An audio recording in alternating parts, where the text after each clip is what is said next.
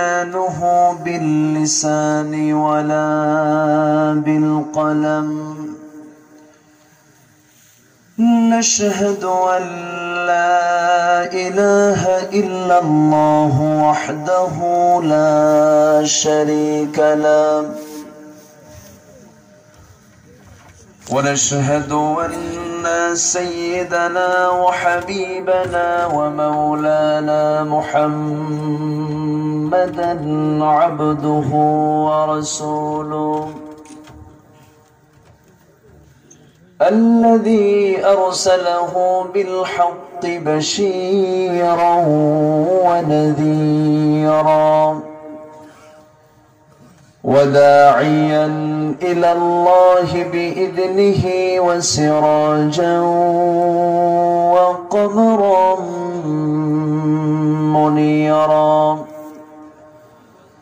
فقد قال الله تعالى في كلامه المجيد وفرقانه الحميد: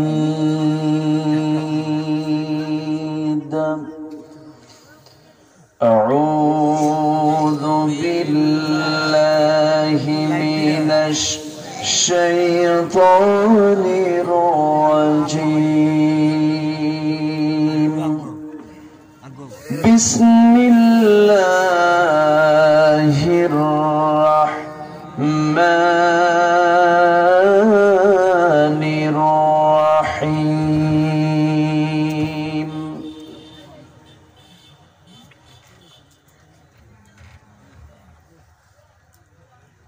فاقرؤوا ما تيسر منه وأقيموا الصلاة وآتوا الزكاة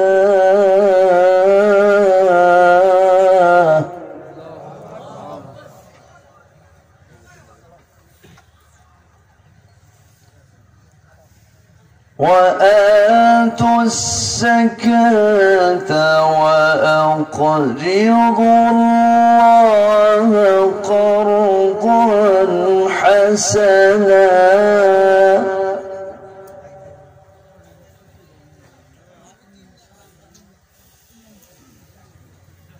وما تقدموا لأنفسكم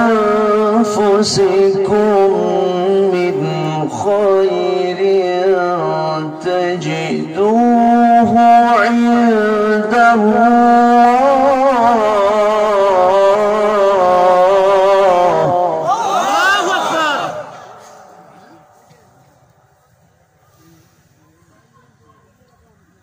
تجدوه عند الله هو خيرا وأعظم أجرا.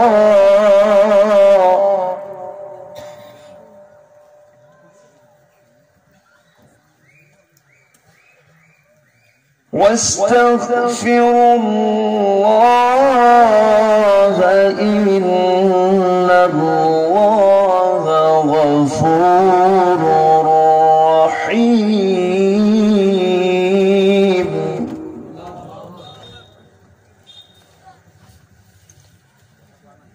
الله أكبر. بسم الله الرحمن الرحيم.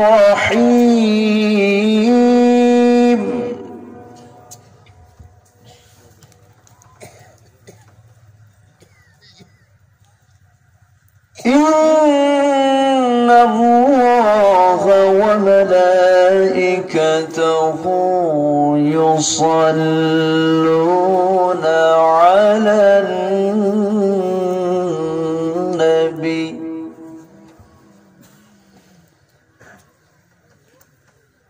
يا أيها الذين آمنوا صلوا عليه وسلموا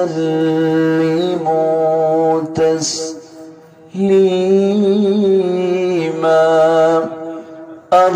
اللهم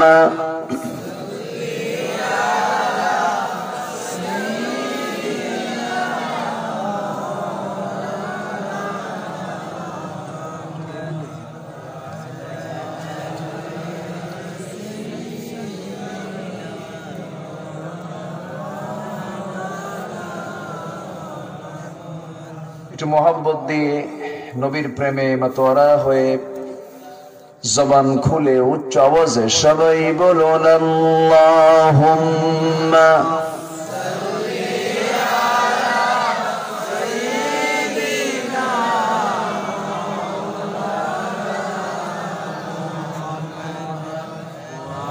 ওয়া আলা আলি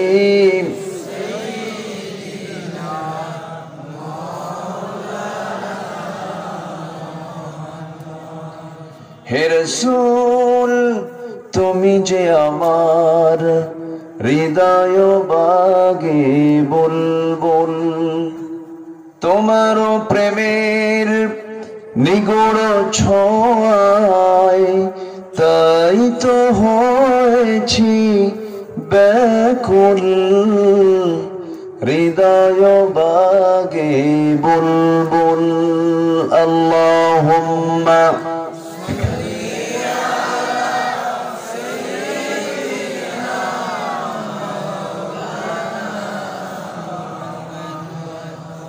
وعلى آل سيدنا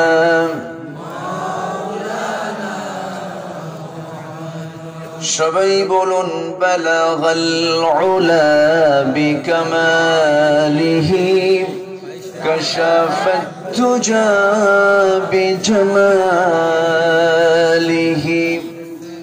حسنت جميع خصاله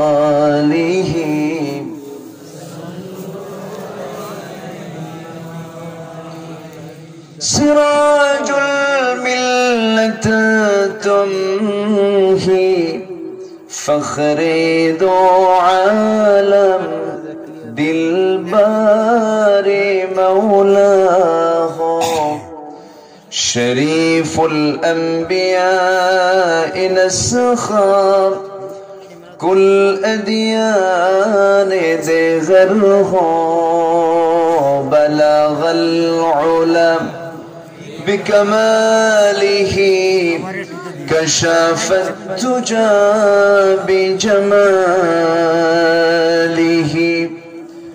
حسنت جميع خصاله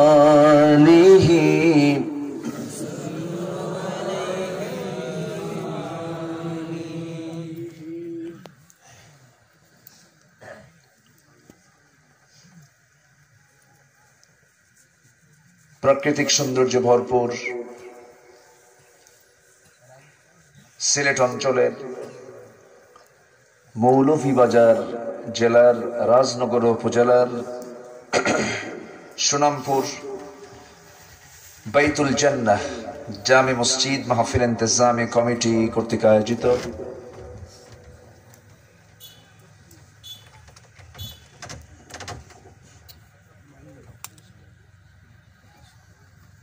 ওয়াবদা সড়ক সংলগ্ন মসজিদ মাঠে অনুষ্ঠিত বার্ষিক ওয়াজ মাহফিল 2021 মহতী আয়োজনের সম্মানিত সুযোগ্য সভাপতি জনাব আব্দুল ওয়াদুদ, আজকের প্রোগ্রামের বরেণ্য মেহমান নন্দিত আলেমে দ্বীন, সিলেটের অহংকার, সিলেটের কৃতি সন্তান, আমার অত্যন্ত কাছের মাওলানা সাদিক সিকান্দার সাহেব, আজকের প্রোগ্রামের সম্মানিত মেহমান বৃন্দ, সুশীল সমাজ, জাতির শ্রেষ্ঠ সন্তান, মানুষ গড়ার কারিগর, শিক্ষক মন্ডলী, জাতির বিবেক সাংবাদিক বৃন্দ, আজকের মাহফিলের প্রধান আকর্ষণ দূরে ও কাছের বিভিন্ন স্থান থেকে ছুটে আসা তাওহীদের পতাকাবাহী, কালেমার ঝান্ডাবাহী, দ্বীন ইসলামের নরসারদুল বীর মুজাহিদ, প্রাণ প্রিয় সম্মানিত দ্বীনি ভাইরা, আড়ালে বসে আছেন শ্রদ্ধেয়া সম্মানিতা মা বোনেরা। আলোচনার সূচনায় আনুষ্ঠানিকতার মধ্য দিয়ে আমার পক্ষ থেকে আবারও দিল খেলো সালাম, আসসালামু আলাইকুম ওয়া রাহমাতুল্লাহি তাআলা ওয়া বারাকাতুহু। সালামের জবাব একটু ভিসা ভিসা মনে হলো, ঠান্ডা লেগেছে মনে হয়। আসসালামু আলাইকুম ওয়া রাহমাতুল্লাহ। এখন চাঙ্গা মনে হচ্ছে। সবাই আছেন কেমন? ভালো থাকাই তো ভালো। পৃথিবীর শ্রেষ্ঠ নিয়ামত হচ্ছে ভালো থাকা। আমাকেও প্রশ্ন করেছেন যে আমিও ভালো, আপনি ভালো, আমি কি খারাপ থাকবো? আল্লাহ আমারও ভালো লাগছে, বলি আলহামদুলিল্লাহ। সম্মানিত হাজিরিন, হাজারো কাজের ফিরে ব্যস্ত সময় পাড়ি দিয়ে ক্লান্ত শ্রান্ত দেহটাকে স্বস্তি দেবার জন্য যখন আমরা আরামের বিছানায় চলে যাব, ঠিক সেই মুহূর্তে বসে আছি ঠান্ডা মাটিতে, খোলা আকাশে, বসে আছি জান্নাতের বাগানে। যিনি আমাকে আপনাকে আসার বসার তৌফিক দিলেন, শুকর আদায় করছি, বলছি আলহামদুলিল্লাহ। আবারও বলছি আলহামদুলিল্লাহ।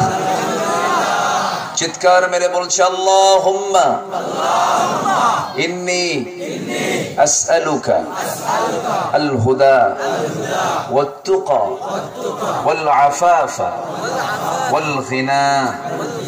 সবাই বলি আল্লাহুম্মা লাকা আসলামতু ওয়া বিকা আমানতু ওয়া আলাইকা তাওয়াক্কালতু ওয়া ইলাইকা আনাবতু ওয়া বিকা খাসামতু। আমরা আল্লাহ তাআলার শুকর আদায় করে নিলাম। আমার পূর্বের যিনি মেহমান ছিলেন, আজকের মাহফিলে তিনি যথেষ্ট ছিলেন। অনেক গুরুত্বপূর্ণ কথা তিনি বলেছেন। শেষ ক্লাসে এসে আমি কিছু ভাঙ্গা চূড়া কিছু কথা বলবো। সবাই শুনতে রাজি আছি তো? কিন্তু উঠতে অনেক দেরি হয়ে গেল। ম্যাক্সিমাম মাহফিল আমার সর্বোচ্চ 10:30টার মধ্যে শেষ হয়ে যায়। 11টা মাহফিল আমি শেষ করে ফেলি, কারণ সবকিছুর একটি যৌবন কাল থাকে। মানুষের যৌবন কাল 25 থেকে 40 বছর। এই সময় মানুষ এনার্জি পায়। 40 পার হলে দাঁত কি শক্ত হয় না নরম হয়? হ্যাঁ, চামড়া টাইট হয় না ঢিল হয়? চোখে বেশি দেখে না কম দেখে? কম দেখে। তো মাহফিলের একটা মূল যৌবন কাল হলো সর্বোচ্চ 9টা থেকে 11টা। সেই যৌবন পার করে আমি উঠছি বুড়া কালে, বুঝলেন? আর এই বুড়া কালে এখন আমি কি ওয়াজ করি? যদি আপনারা থাকেন তাহলে আমি আছি, আলহামদুলিল্লাহ। কেউ কি থাকতে রাজি আছেন? সবাই থাকতে রাজি আছেন? ঠিক আছে, রাজি নাই কি হাত তোলেন? এরকম কেউ আছেন? সবাই শুনবো, জোরে বলি ইনশাআল্লাহ। তাহলে চেক হয়ে গেল, কেউ হাত তোলেন নাই, কিন্তু যে যাবে তাকে আমি ধরে ফেলবো। যাওয়ার কোনো কায়দা নাই। একটু মহব্বত নিয়ে বললাম, একটু অধিকার নিয়ে বললাম, রাগ করতেছেন নাকি আবার? আচ্ছা, সম্মানিত হাজিরিন, আমি এসেছি এখানে অনেক আগে, 7:30টায় এসেছি। ভাবলাম যে আগে ভাগে উঠবো, আজকে তাড়াতাড়ি শেষ করবো। আগে এসে পরে উঠলাম। সম্মানিত হাজিরিন, আমি একটা সূরার একটা আয়াতের অংশ আমি তেলাওয়াত করেছি, যার মধ্যে আল্লাহ রাব্বুল আলামিন 5টি কাজের 2টি পুরস্কার ঘোষণা করেছেন।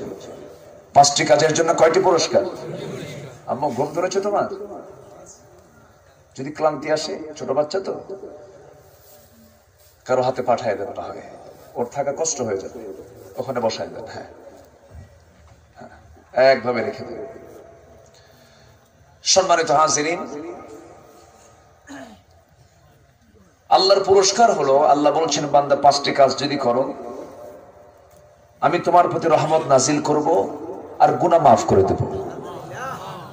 জোরে বলি সুবহানাল্লাহ। আর কিছু লাগে? বলেন তো, আর কিছু লাগে? গুনাহ মাফ, রহমত নাজিল, কিচ্ছুই তো লাগে না। কিন্তু শর্ত হলো কয়টা কাজ? বলেন কয়টা কাজ? 5টা কাজ। আসুন আলোচনার দিকে সোজা চলে যায়, কারণ ভূমিকায় বেশি টানবো না, রাত অনেক হয়েছে। একটা আলোচনার পয়েন্ট শুনে আমরা এখান থেকে বিদায় হব। জোরে বলি ইনশাআল্লাহ।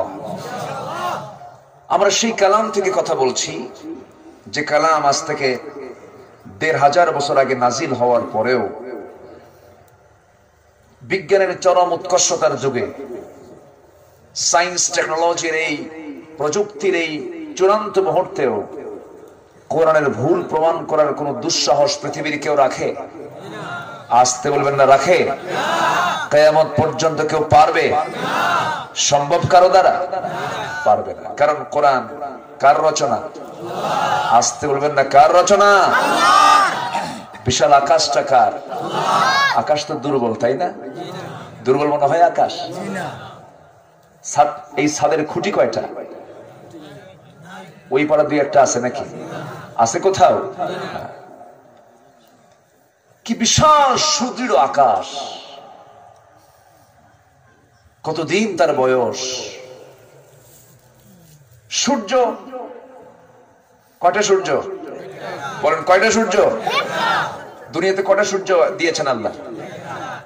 আলো দেওয়ার জন্য কয়টা সূর্য যথেষ্ট? একটাই না? কম মনে হয়? এক সাইডে একটু কম মনে হয়, এরকম মনে হয়? সূর্যের আলো কি, তাপ কি মাঝে মাঝে ভিজা মনে হয়? এই বিশাল পৃথিবীর সকল অন্ধকার দূর করার জন্য যেমন একটা সূর্যই যথেষ্ট, তেমনি পৃথিবীর সমস্ত অন্ধকার, সমস্ত অসভ্যতা, সমস্ত বর্বরতা, সমস্ত নোংরামি বন্ধ করার জন্য এই পৃথিবীর বুকে একটা কালামই যথেষ্ট, সেটা হলো কোরআনে কারীম। জোরে বলে সুবহানাল্লাহ। একটু লাইট আপনাদের কম হয়ে গেছে, একটু লাইটিং ডেকোরেটর সিস্টেমটা একটু দুর্বল হয়েছে। ওই পাশে আমি লোকগুলোকে দেখতে পাচ্ছি না, চাঁদ মাখা মুখ না দেখলে হয়? এই দিক দিয়ে কর্নার দিয়ে ৮-১০টা লাইট, এই দিক দিয়ে কিছু লাইট যদি দিয়ে দিতেন তাহলে মাহফিলটা একদম ফুটে উঠতো ভালো। যাই হোক, আমাকে দেখতে পাচ্ছেন তো সবাই? আচ্ছা, আমার দিকে তাকান। তাহলে সূর্য একটা আলো দিতে সম্পূর্ণ সফল। সে আলো সাপ্লাই দিচ্ছেন কে? আসতে বলবেন না, কে? সূর্য ১ মাস নাই, পৃথিবীর কোন প্রাণী বাঁচত? সূর্য থাকতেই করোনা, সূর্য থাকতেই করোনা। সূর্য না থাকলে তো কেউ থাকতো না। ভিটামিন ডি যার মধ্যে বেশি, করোনা তাকে অ্যাটাক করতে পারে না, আলহামদুলিল্লাহ। আর ভিটামিন ডির মূল উপাদানই হলো সূর্য। মূল উপাদান কি? সূর্য। আল্লাহ ফ্রি সার্ভিস করে দিয়েছেন। আল্লাহ আমাদের খাওয়ান কে বলেন তো? আসতে বলবেন, আমাদের খাওয়ান কে? আমরা এখানে বসে আছি, খাচ্ছি না? কই খাচ্ছি? হ্যাঁ, খাচ্ছি না? যেটা পাচ্ছি এটার নাম কি? খাচ্ছি। নাকের মধ্যে কি ঢোকে? ভাত আগে দরকার, রুটি আগে দরকার, না এটা আগে দরকার? অক্সিজেন আগে দরকার। এটাকে টাকা দিয়ে কেনা লাগে না? Free service. সূর্যের free service, oxygen free service. প্রত্যেকটা এসেনশিয়াল জিনিস আল্লাহ রাব্বুল আলামিন ফ্রি সার্ভিস করে দিয়েছেন। বান্দা, সকল চাহিদা যদি আমি আল্লাহ মেটাতে পারি, তোমার জীবন প্রণালী সাজানোর জন্য, তোমার জীবনটাকে সুন্দর করে ঢেলে সাজানোর জন্য আমি আল্লাহ কি বিধান দিতে পারি না? অবশ্যই পারি। তার নাম হতেছে কোরআনে কারীম। জোরে বলুন সুবহানাল্লাহ। আল্লাহ রাব্বুল আলামিন এই কিতাবটা কেন দিলেন, কি জন্য দিলেন? এই যে আমরা অন্ধকার রাতে মাহফিল শুনে যখন বাড়িতে চলে যাব, অন্ধকার রাতের মেঠো পথ, আলোর দরকার আছে না নাই? বলেন, দরকার আছে না? আলোর দরকার। রাতের অন্ধকারকে দূর করার জন্য যেমন আলোর প্রয়োজন, লাইটের প্রয়োজন, প্রেজেন্ট ওয়ার্ল্ডে দুনিয়াতে চলার জন্য আমরা চতুর্দিকে যে অন্ধকার গুলো দেখতেছি, যত পাপ দেখছি, যত অসভ্যতা, যত বর্বরতা দেখছি, এই সমস্ত অন্ধকারকে দূর করার জন্য আল্লাহ পাক একটা আলো দিয়েছেন। قد جاءكم من الله نور وكتاب مبين। এই জায়গা থেকে মনিটরিং করা যাবে না, আপনারা চুপ থাকেন, যা হবে হবে।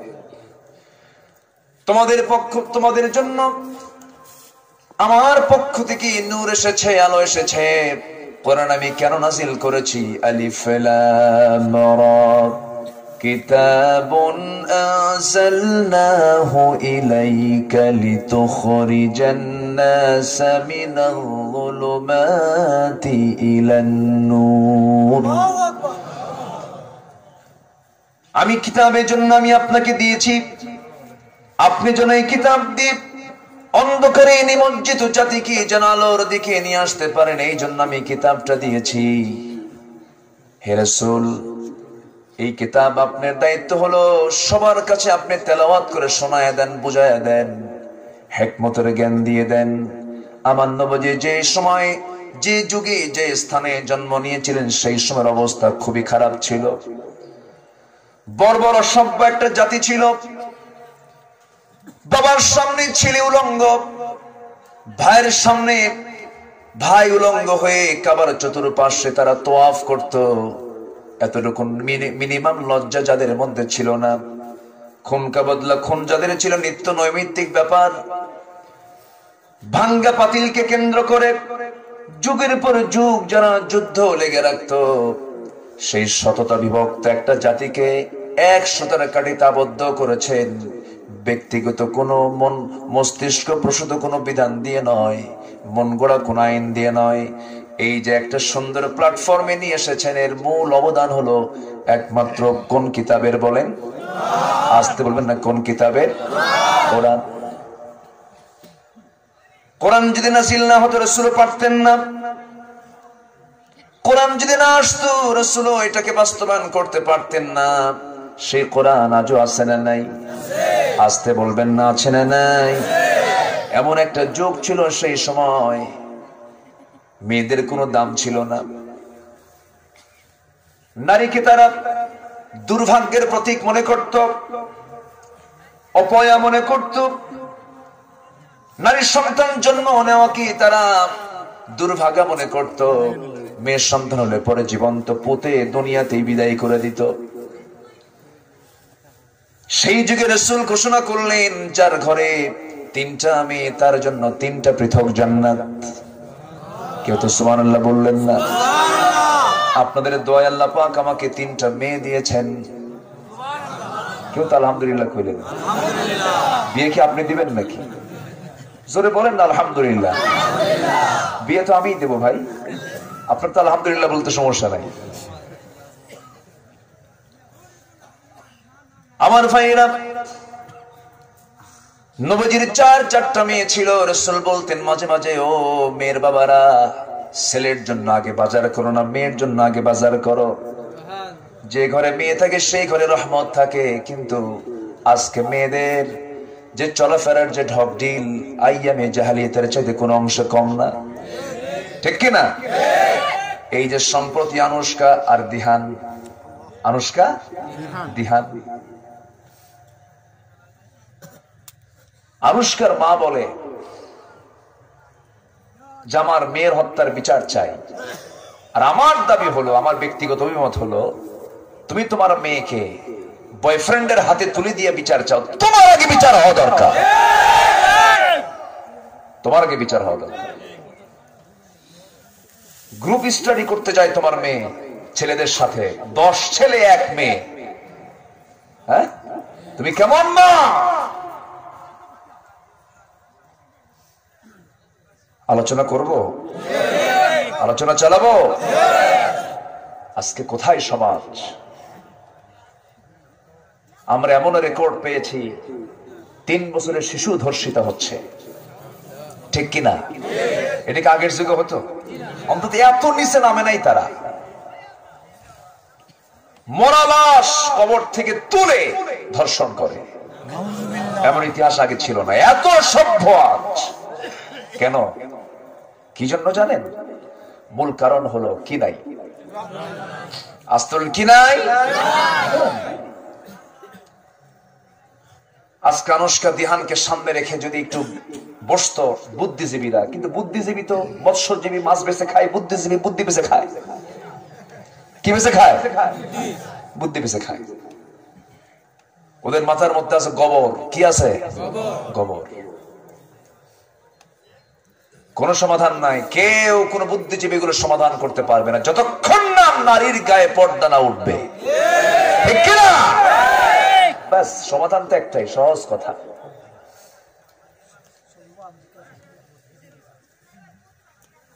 আজকে আমি কথা বলবো ইনশাআল্লাহ, জোরে বলি ইনশাআল্লাহ। যত রাত হোক উঠতে দেবো না আজকে, যা আছে কপালে, জোরে বলি ইনশাআল্লাহ। এই দিক আসা নিষেধ, এই দিকে আসবে না, পিছনে পরে এসে সামনে বসবেন না, পরে এসে পিছনে বসবেন, কি ঠিক আছে না? পিছনের আরো পায়, ঠিক ঠিক আছে, সমস্যা ওটা মূল সমস্যা না, কিন্তু আপনি যখন আসেন তখন আরেকজন চোখ চলে যায় তার দিকে। এটা অডিয়েন্স তো, এখানে কোনো নড়াচড়া করা যাবে না, যে যেখানে আছেন ঠিক সেইভাবে স্ট্যাচুর মতো একদম চাতক পাখির মতো বসে থাকতে হবে, নীরবতা পালন করতে হবে। কারণ এটা কিসের আদব? কিসের আদব বলেন? কোরআনের। যাত্রাতে এই আদব থাকে? যাত্রাতে ফালাফালি আছে না নাই? ঘুষাঘুষি আছে না নাই? জুতা চুরি আছে না নাই? হ্যাঁ আছে না নাই? আর এখানে চোখের পানি আছে না নাই? অথচ ওগুলো চলবে, নাটক চলবে, সিনেমা চলবে। শুরু হয়েছে করোনার মধ্যে, প্রথম হলো হিরো আলম দিয়া, সাহসী হিরো আলম, মানে করোনা দূর করছে। মাহফিল হবে না কেন? করোনা বাড়বে, স্বাভাবিক হয়েছে অনেকটা। এখন মাহফিল চলছে, সবার মধ্যে তো সবাই তো আর খারাপ না, কিছু ভালো তো আছে। আসতে বলবেন না, আছে না নাই? পরিবেশ আসবে, সময় কথা বলে দেবে সব। জোরে বলি ইনশাআল্লাহ, আর জোরে বলি ইনশাআল্লাহ। নারী সন্তান জন্ম নিয়েছে কেন? মেয়ে সন্তানকে জীবন্ত পুঁতে হত্যা করত এমন একটা অসভ্য জাতিকে সভ্যে পরিণত করলেন এমনি না। ওমরের মতো মানুষ রাসূলকে মারার জন্য যে সিদ্ধান্ত নেন, সে ওমর ইসলামের দ্বিতীয় খলিফা হলেন কোন জাদু দিয়ে না, কোরআন দিয়া। যেরকম সুবহানাল্লাহ। দিহান আজকে অপরাধী, আনুষ্কা আজকে অপরাধী, এর অপরাধী ঠিক আছে, কিন্তু এদের হাতে কোরআন যারা তুলে দেয় না, তারা হচ্ছে সবচেয়ে বড় অপরাধী। 17 বছরের একটা মেয়ে জীবন দিল, এরকম করে প্রায় যাচ্ছে। সম্মানিত ভাইয়েরা, আমার নবীজি একদিন বসে আছেন, এক সাহাবী কান্দে। রাসূল বলেন, সাহাবী কান্দো কেন? কি হয়েছে? হুজুর, আমি ইসলাম কবুল করেছি ঠিক, কিন্তু আমার গুনাহ মনে সব মাফ হয়নি, একটা গুনাহ মনে মাফ হয়নি। রাসূল বলেন, কি বলো তুমি? সব গুনাহ মাফ হয়েছে, কেন হুজুর? একটা গুনাহ আমার মনে মাফ হয়নি। খুব বারবার আমার ভিতরে শুধু এটার প্রতিক্রিয়া হচ্ছে। কি করেছো? হুজুর, নিজের হাতে আমার মেয়েকে আমি খুন করেছি। আমার নবীজি বললেন, কেন? আমাকে একটু শোনাও তো। নবীজি মাঝে মাঝে শুনতেন মনোযোগ দিয়ে মানুষের কথা, সাহাবীদের কথা, অনেক লম্বা লম্বা সময় শুনতেন। নবীজি শুনতেন এবং বলতেন, কথা বলতেন কম, যা বলতেন মেপে চেপে বলতেন। আমরা কথা বলি কম না বেশি? আমল করি কম, কাউকে বলতে দেই না, সব নিজেই বলি। আমার নবীজি শুধু বলতেন না, শুনতেন। এক সাহাবী আমার নবীর সামনে বসা, দাঁড়িয়ে বলছেন, ইয়া রাসূলুল্লাহ, আমি একটু ওয়াজ করব। রাসূল বলেন, কি ওয়াজ করবা বলো? হুজুর, আমার কি সেই ওয়াজ নাকি জাহিলি যুগের ওয়াজ? নবীজি বললেন, কি ওয়াজ বলো? তিনি বলছেন, ইয়া রাসূলুল্লাহ, আমি যখন জাহিলি যুগে ছিলাম, সেই সময় আমি মূর্তির পূজা করতাম। আমার দেবতা নিজের হাতে বানায়া তার উপাসনা করতাম। এমন একটা দেবতা আমার ছিল, যাকে আমি বুকে রাখতাম, পিঠে রাখতাম, এখানে যেতাম ওখানে যেতাম, সঙ্গে করে নিয়ে যেতাম, ভাগ্যের প্রতীক মনে করতাম। একদিন চলতে চলতে হঠাৎ করে শৌচকার্যের প্রয়োজন হলো। প্রকৃতির ডাকে সাড়া দেওয়ার জন্য চলে যাব সেই জায়গায়, তো আমার দেবতাকে নেব কেমনে হুজুর? আমার সেই মূর্তিটাকে আমি সম্মানজনক জায়গায়, উঁচু কোন একটা স্থানে অত্যন্ত যত্ন সহকারে থুই আমি আড়ালে চলে গেলাম। পেশাবের কাজ করে সেরে আমি আমার সেই দেবতার কাছে এসে দেখি, আমার দেবতার মাথা থেকে পা পর্যন্ত আপাদ মস্তক পানি দিয়ে ভেজা। কি দিয়ে ভেজা? পানি দিয়ে ভেজা, ভাবলাম রহমতের পানি, জিব্বা লাগায় দিলাম, আমতা আমতা গন্ধ, টক টক গন্ধ, চরম দুর্গন্ধ। হুজুর, আমি মনে মনে চিন্তা করলাম এ তো রহমতের পানি না। নবীজিও মুস্কি মুস্কি হাসেন, সাহাবীরা চিৎকার মেরে মেরে হাসেন। আমার নবীজি বলেন, এরপরে তুমি কি করলা? হুজুর, সামনের দিকে তাকায় দেখি কুত্তা লেজ গুটায় গুটায় যায়। আমার নবীজি মুস্কি মুস্কি হাসি মারলেন, এরপরে বললেন, তুমি কি করলে বলো? হুজুর, এমন রাগ উঠে গেল, যে দেবতাকে আমি এত সম্মান করলাম, এত সম্মান যত্ন সহকারে আমি আমার বুকে রাখলাম, পিঠে রাখলাম, তারে কুত্তা পেশাব করে থুয়ে যায়, আমি কি তারে রাখতে পারি নাকি? প্রচন্ড রাগে ক্ষোভে গুসায় ফেটে পড়ে দুই হাতের মধ্যে তুলে নিয়ে এমন একটা আছাড় মারলাম, ভেঙ্গে চুরমার করে দিয়ে এমন রব ধরেছি, যিনি আকাশের মালিক, জমিনের মালিক, মহান রব্বুল আলামিন। জোরে বলে সুবহানাল্লাহ। এরকম করে সাহাবী বলছেন, ইয়া রাসূলুল্লাহ, মেয়ে সন্তানকে আমি খুন করেছি। রাসূল বলেন, কেমন করে খুন করলা হুজুর? স্ত্রী গর্ভে সন্তান এসে গেল, 9 মাস পূরণ হলো, বললাম যাও বাবার বাড়ি, সন্তান ছেলে হলে নিয়ে আসবে, মেয়ে হলে জীবন্ত পুঁতে হত্যা করে ফেলবে। আমার স্ত্রী করলো কি, সন্তান ডেলিভারি হলো, মেয়ে কিন্তু আমাকে বললো মরা সন্তান। আমি জানি না, আমার জানতে সন্তানটা কি ধীরে ধীরে আমার চোখের আড়ালে বড় করতে করতে যখন 6 থেকে 7 বছর হয়ে গেল, হঠাৎ করে একদিন আমি সন্তানকে দেখে ফেললাম, আমার মতো চোখ, আমার মতো ভ্রু, আমার মতো কান্না, বডি স্ট্রাকচার আমার সঙ্গে মিলে যায়। চট করে তার হাতটা চেপে ধরে আমার স্ত্রীর সামনে দাঁড় করিয়ে বললাম, স্ত্রী সত্যি করে বলো তো সন্তানটা কার? আমার স্ত্রী থরথর করে কেঁপে কেঁপে বলে, আপনার সন্তানের তথ্য আমি কতক্ষণ গোপন করবো, এটা আমাদের ওরস থেকে এসেছে। তেলে বেগুনে খেপে গেলাম, ভিতরে ভিতরে খেপে গিয়ে সমস্ত ক্ষোভ রাগ ভিতরে আড়াল করে এবার অভিনয় শুরু করে বললাম, আমার স্ত্রী, মেয়েটাকে সাজিয়ে দাও, গুছিয়ে দাও, নানির বাড়িতে নিয়ে যাব। মেয়েটা এই কথা শোনার সঙ্গে সঙ্গে হুজুর চিৎকার মেরে আব্বা ডাকটা দিয়া কোলের মধ্যে সে আমার মুখে চুমো খায়, আমার বুকে চুমো খায় আর বলে, বাবা, আমার দিনটা আজকের জীবনের শ্রেষ্ঠ দিন, তোমাকে বাপ বলে ডাকতে পারলাম। সে মেয়েটাকে সঙ্গে করে নিয়ে রওনা করলাম নানির বাড়ির দিকে। না গিয়ে জঙ্গলের দিকে যখন রওনা দিলাম, মেয়েটা বলে, বাবা, নানির বাড়িতে যাবে, তুমি এই দিকে যাও কেন? কোনো কথা বললাম না। জঙ্গল পার হলাম, ঠিক দ্বিপ্রহর দুপুর বেলা, কোদাল হাতে নিয়ে আমি গর্ত খনন শুরু করে দিলাম। আমার মেয়েটা বুক ভরা শানি, সে নানির বাড়ি যাবে, বারবার বলে, বাবা, এই জায়গায় গর্ত খনন করো, কেন গর্ত খনন করো? কিচ্ছু বললাম না। গর্ত খনন অবস্থায় যখন আমার ঘাম গুলো শরীর থেকে ঝরতেছে, আমার সেই মেয়েটা হুজুর গামছা দিয়ে পরিষ্কার করে মুছে মুছে দিচ্ছে। আমার দাড়ির ভিতরে সিটকে সেই বালুগুলো, মাটিগুলো দাড়ির সঙ্গে লেগে যায়, কচি নখ দিয়া, কচি হাত দিয়ে সে তার হাত দিয়ে আমার দাড়িগুলো সাফ করে দেয় আর বলে, বাবা, নানির বাড়ি কখন যাবে? আমি কিচ্ছু বললাম না। গর্ত খনন যখন শেষ হয়ে গেল, মেয়েটাকে বললাম, মা, দেখো তো গর্ত খনন কেমন হয়েছে। মেয়েটা সরল মনে উঁকি মেরে দেখতে লাগলো, গর্তের ভিতরের দিকে গেল। চোখটা নিয়ে যখন গর্তের ভিতরের দিকে নজরটা দিল, উপর থেকে পিছনে চলে আসলাম, এমন একটা জোরে ধাক্কা মারলাম, এক ধাক্কা উপর হয়ে পড়লো। তৎক্ষণাৎ চিত হয়ে দুইটা হাত এক জায়গায় করে বলছে, বাবা, বুঝতে পেরেছি মার কথা বাস্তব, আমার মা যা বলেছেন তাই হয়েছে। ও বাবা, আজকের দিন তোমার কাছে আমি করজোরে প্রাণ ভিক্ষা কামনা করি, একটা দিনের জন্য আজকে আমাকে ছেড়ে দাও, প্রয়োজনে আমৃত্যু আমার চেহারা তোমার সামনে কোনোদিন দেখাবো না। এই কথা বলার পরও দিলের মধ্যে আমার দাগ কাটলো না হুজুর। পাথর নিলাম, এমন জোরে বুকে নিক্ষেপ করলাম, ফিঙ্কি দিয়ে রক্ত বের হয়ে গেল। মাটি চাপা, পাথর চাপা দিয়া জনমের মতো বিদায় করে দিলাম।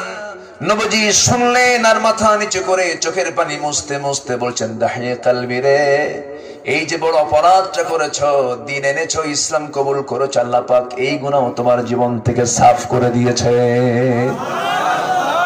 আমার ভাইরা, আমার নবীজি পেরেছেন অন্য কিছু দিয়ে নয়, এত পাষাণ হৃদয়ের মানুষগুলো ভালো হয়ে গেছে কোনো কিছু দিয়ে নয়, কোরআন দিয়ে। এই জন্য আমাদের কাজ হলো 1 নম্বর কাজ মোট কয়টা বলেন? আসতে বলবেন না, কয়টা? 1 নম্বর কাজ হলো ফাকরাউ মা তায়াসসারা মিনহু, এই কোরআনের ভিতর থেকে তোমার কাছে যেটা সহজ মনে হয় তা তুমি নিয়মিত পড়ো। অনিয়মিত না নিয়মিত? বলেন অনিয়মিত না নিয়মিত? নিয়মিত পড়ো। যে পড়বে কোরআন নূর থাকবে তার ভিতরে, যে পড়বে না কোরআন তার মধ্যে কোনো নূর থাকবে না, দয়া মায়া থাকবে না। লা তুকসিরুল কালামা বিগাইরি যিকরিল্লাহ ফাইন্না কাসরাতুল কালামি বিগাইরি যিকরিল্লাহ কাসওয়াতুল লিল কলবি। তোমার কথার ভিতরে যেন আল্লাহর নাম ছাড়া অন্য কথাগুলো কম আসে, কারণ আল্লাহর জিকির ছাড়া অন্য কোনো কথা বেশি আসলে তোমার অন্তরটা পাষাণ হয়ে যাবে। আজকে বান্দার মধ্যে দুনিয়ার কথা বেশি না আল্লাহর কথা বেশি? বলেন কিসের কথা বেশি? রাস্তার মোড়ে মোড়ে 4 দোকান, ত্রিমোহনীতে 4 দোকান, রাস্তার চৌরাস্তার মোড়ে 4 দোকান, বসে বসে আড্ডা মারে, চা খায় আর রহমতের গজল কয় নাকি? গীবতের আড্ডা খানা, মিথ্যা চর্চা, পরচর্চা। আমার বন্ধুগণ এগুলোকে বাদ দেব আমরা। ফাকরাউ মা তায়াসসারা মিনহু, কোরআনটা পড়ব নিয়মিত। জোরে বলি ইনশাআল্লাহ, আরো জোরে বলি ইনশাআল্লাহ। কোরআন পড়ব নিয়মিত না অনিয়মিত? বুঝে না না বুঝে? জেনে না না জেনে? জেনে বুঝে নিয়মিত কোরআন যে পড়বে, আল্লাহর কসম শয়তান তাকে কখনো ধোঁকা দিতে পারে না। ঠিক কি না? জাতি তো কোরআনই পড়ে না। বুড়ো চাচাকে যদি বলাই, বুড়ো চাচা বয়স হয়ে গেছে 60 বছর, কোরআনটা পড়েন, বাবা খুব কঠিন পারি না। কিন্তু চাচাকে যখন বলি, চাচা আপনার অমুক জমিটার দাগ নাম্বার কত? 93। কি আছে না নাই? সিএস নাম্বার কত? আরএস নাম্বার কত? টন টন উত্তর দিয়ে দিচ্ছে, টান টান করে সব উত্তরগুলো দিয়ে দিচ্ছে। 10 নাম্বার 93 খাতিয়ান, অমুক জমি অমুক জমি অমুক জমি। লিখতে পারে না কিন্তু বলতে পারে। আপনি দুনিয়ার জমির দাগ নাম্বার বলতে পারলেন, কিন্তু জান্নাতের দাগ নাম্বার আছে না নাই? সেই দাগ নাম্বার খুঁজবো আমরা কি দিয়া? আসতে বলবেন না, কি দিয়া? কোরআন দিয়ে আমরা খুঁজবো। আমার ভাইরা, 50 বছর বয়সে কালেমা পড়ে মুসলমান হয়েছেন সাহাবীরা, এমন সাহাবীও আছে না নাই? বলেন। বুড়ো বয়সে ইসলাম কবুল করে কোরআন মুখস্থ করে নিয়েছেন। জোরে বলে সুবহানাল্লাহ। কোরআনটা কঠিন না সহজ? যে ব্যক্তি বলবে কোরআনটা কঠিন, তার ঈমান দুর্বল। আল্লাহ বলেছেন কোরআন সহজ, আর তুমি কেন বলো কোরআন কঠিন? আল্লাহ বলেছেন কোরআন কি কঠিন না সহজ? সহজ। কোরআন দিয়ে কোরআন বোঝা যায়। কোরআন কোরআনের তাফসীর করেছে। জোরে বলে সুবহানাল্লাহ। এর যে সহজ কিতাব পৃথিবীতে নাই। জোরে বলে সুবহানাল্লাহ। পৃথিবীর অন্য বই কঠিন হতে পারে, কোরআন কোনদিন কঠিন কিতাব না। বলি আলহামদুলিল্লাহ। কোরআন কি কিতাব? বলেন কঠিন না সহজ? বলেন সবাই, কঠিন না সহজ? সাধারণ সহজ না বেশি সহজ? বেশি সহজ। 3 বছর বয়স 30 পারা কোরআন মুখস্থ। একটু আস্তে করেন সুবহানাল্লাহ। 6-7 বছর তো ভরি ভরি।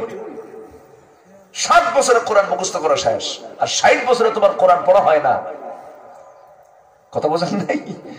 আল্লাহ ধরবে। আল্লাহ ধরবে কিনা বলেন? আল্লাহ ধরবে। আজকে কোরআন নাই বলেই আনুষ্কা দিহানদের অবস্থা এরকম হচ্ছে। আজকে কোরআন নাই বলেই ভার্সিটিতে চলছে হলো 2টা ক্লাস, একটা আউট কোর্স একটা ইন কোর্স। ঠিক কিনা? ইন কোর্স হলো লিমিট ক্লাস, শেষ হয়ে যায়, আর আউট কোর্স হচ্ছে আনলিমিটেড, সকাল থেকে সন্ধ্যা ক্লাস শেষ হয় না সহজে। তুমি আমার আমি তোমার, আছে না নাই? খোলা আকাশের নিচে গাছের তলে দুজন বসে মজার তালে।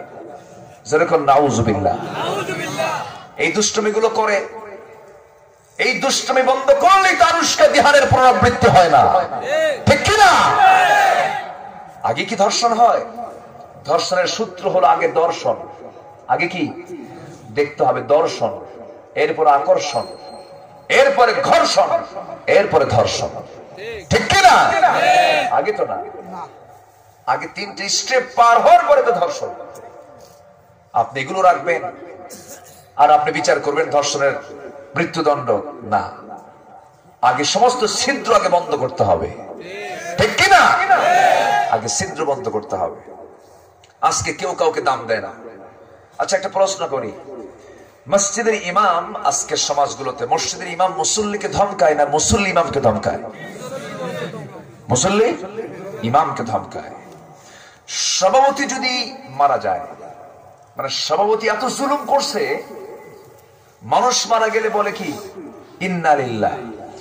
সভাপতির মৃত্যুর সংবাদ যদি ইমামের কানে যায়, ইমাম কয় আলহামদুলিল্লাহ। কি কথা বোঝেন না? মানে এত জুলুম করছে, জুলুমের ঠালা ইন্না লিল্লাহ আসে না, কয় আলহামদুলিল্লাহ ভালো হয়েছে। কেন? আচ্ছা, এই তো মসজিদ গেল, এখন কলেজে যান। কলেজের শিক্ষক ছাত্রকে ধমকায় না ছাত্র শিক্ষককে ধমকায়? ছাত্র শিক্ষককে ধমকায়, বলে সোজা হ। কথা বোঝেন নাই? ছাত্রের রুমে ঢোকার সঙ্গে সঙ্গে শিক্ষক দাঁড়ায় বলে বাবা তুই যা বলবি তাই হবে, ঠিক কিনা? কেন কেন এগুলো হবে? এমসি কলেজের ভিতরে এমন ন্যাক্কারজনক ধর্ষণের কারবার কেন হবে, ঠিক কিনা? কেন হবে? এগুলো সব বন্ধ হয়ে যাবে। কি শিক্ষা দরকার? আসতে বলবেন না, কি শিক্ষা দরকার? কয়টা কাজ বলেন? কয়টা কাজ? ফাকরাউ মা তায়াসসারা মিনহু, কোরআনটা ভালো করে পড়ো। মুশান কি? আমরা কি করলাম বলেন তো? আলেমরা কি করছে দেশে? আলেমরা কোন দোষটা করেছে? আলেমরা হলমার্কের কেলেঙ্কারি, তারপরে কি রডের বদলে বাঁশ, আছে না নাকি বলেন? বলতে গেলে তো শেষ হবে না। 1971 দেশ স্বাধীন হলো, আজকে 2021, 50 বছরে ক্ষমতার চেয়ারে কি আলেমরা বসছে? আলেমরা বসেছে? চুরি করছে কারা? ক্ষমতায় বসলে তো চুরি করা যায়, আলেমরা তো চুরি করে নাই। আলেমরা চুরি করার চান্সই তো পায় নাই। হাত ভাঙবা, হাত ভাঙবো, ঘাড় মটকায় দাও, খেলা হবে। কি আছে না নাই? আছে না নাই? আরে আমরা তো খেলবোই না তোর সাথে, তুই তো মূর্খ, ঠিক কিনা? ওই সমস্ত বাতিলদের মোকাবেলা করতে রাজি আছেন কেন?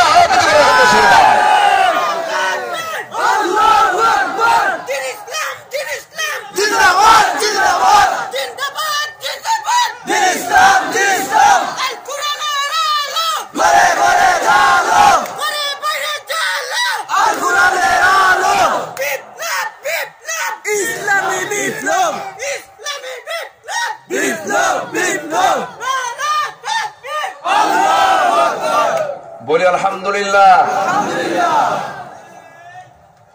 কয়েছে আমি তো 22 বছর তাহাজ্জুদ পড়ি, প্রত্যেক দিন 80 রাকাত নফল নামাজ পড়ি। আরেকজন কয় তোমরা পিটন খাই আলেম হইছো, আমি তো আলিফ বাতাসা জিমা ঘরেই শিখছি। এত রাগ কেন? আলেমদের বিরুদ্ধে এত রাগ কেন? আলেমদের দরদ করবা না, মোহাব্বত করবা না, জ্বলে পড়ে ছাই হয়ে যাবা, ঠিক কিনা? এটা আমার কথা না, মুহাম্মদ সাল্লাল্লাহু আলাইহি ওয়াসাল্লাম। বেয়াদবি করো না, অনেক হয়েছে, এগুলো বন্ধ করা উচিত। সম্মান দিতে শিখুন। আপনার কথা প্রমাণ করে বস্তির কথা, এগুলো বস্তির কথা, রাস্তার কথা। সম্ভ্রান্ত ব্যক্তি এই জাতীয় কথা বলতে পারে না। আমরা তো শুনে নেই স্বরাষ্ট্রমন্ত্রীর মুখ থেকে এই জাতীয় কোনো কথা। একটা ওয়েট আছে, রাস্তার লোকের মতো কথা বলা বন্ধ করতে হবে।